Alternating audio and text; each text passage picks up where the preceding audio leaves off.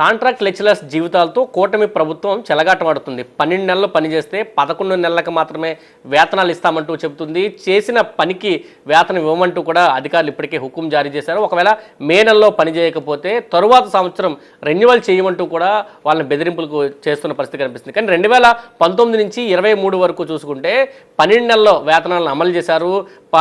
12 నెలలు మే నెలలో ఏవైతే ఉంటాయో అంటే సప్లిమెంటరీ పరీక్షలకి కానీ లేకపోతే పిల్లలకి తర్ఫీదు ఇవ్వడం కానీ వెరిఫికేషన్ కానీ ఇటువంటి పనులన్నీ కూడా వాళ్ళతో చేయించుకుని వేతనాలు ఇచ్చిన పరిస్థితి.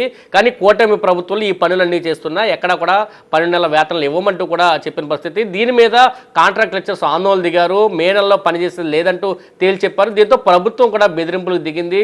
రెన్యువల్ ఆపేస్తామంటూ వాళ్ళు హెచ్చరికలు జారీ చేస్తున్న పరిస్థితి కూడా కనిపిస్తుంది. అయితే 2014 నుంచి 19 వరకు అధికారంలో ఉన్న కూటమి ప్రభుత్వం 2019 మార్చి 5వ తేదీన ఒక సమావేశం నిర్వహించింది. కేబినెట్ సమావేశంలో ఒక నిర్ణయం తీసుకుంది.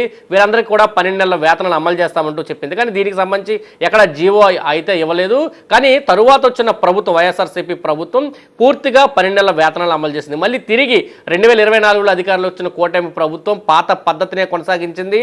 11 నెలల పని చేయాలి, 12 నెలల ఫ్రీగా చేయాలంటూ కూడా ఆదేశాలు ఇచ్చిన పరిస్థితి. దీని మీద కాంట్రాక్ట్ లెక్చరర్స్ అంతా కూడా మండిపడుతున్నారు. మరొక పక్క పాలిటెక్నిక్ కాలేజీలకు సంబంధించి ఈ మే నెలలో ఏదైతే రీవెరిఫికేషన్ ఉందో లేకపోతే వాల్యుయేషన్ ఉందో దీనిలో వాళ్ళు పాల్గొనేవారు. ఒక్కొక్క పేపర్కి 18 రూపాయలు చెప్పిన ప్రభుత్వం ఇచ్చేది. 80 పేపర్లు రోజుకి వాళ్ళు దిద్దేవారు. దీని ద్వారా 1440 రూపాయలు వాళ్ళకి వేతనంగా వచ్చేది. 10 రోజులు పని చేస్తే దాదాపు 15,000 రూపాయలు వాళ్ళు సంపాదించుకునే పరిస్థితి. కానీ ప్రభుత్వం ఇప్పుడు పాలిటెక్నిక్ లెక్చరర్స్ కాంట్రాక్ట్ లెక్చర్స్ ఎవరు కూడా వాల్యూస్లో పాల్గొకూడదంటే ఆదేశాలు ఇచ్చింది. కేవలం ప్రైవేట్కి సంబంధించిన లెక్చరర్స్ మాత్రమే పాల్గొనాలంటూ చెప్పడంతో వాళ్ళు పూర్తిగా ఆందోళన చేస్తున్నారు. ఈ నెలంతా కూడా తమ కుటుంబాన్ని ఎలాగ గడపాలంటూ కూడా వాళ్ళ ఆందోళన వ్యక్తం చేస్తున్న పరిస్థితి అయితే ఆంధ్రప్రదేశ్లో కనిపిస్తుందని చెప్పాలి. ఖచ్చితంగా రెగ్యులర్ చేయకపోతే కనుక తమ ఆందోళన తీవ్రతరం చేస్తామంటూ ఇప్పటికే కాంట్రాక్ట్ లెక్చరర్స్ అంతా కూడా ప్రభుత్వానికి హెచ్చరికలు జారీ చేసిన పరిస్థితి ఆంధ్రప్రదేశ్లో కనిపిస్తుంది.